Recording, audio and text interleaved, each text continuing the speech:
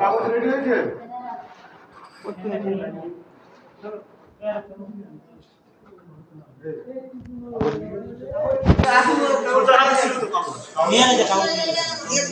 বললো এখন দেখতে লাগবে দেখি না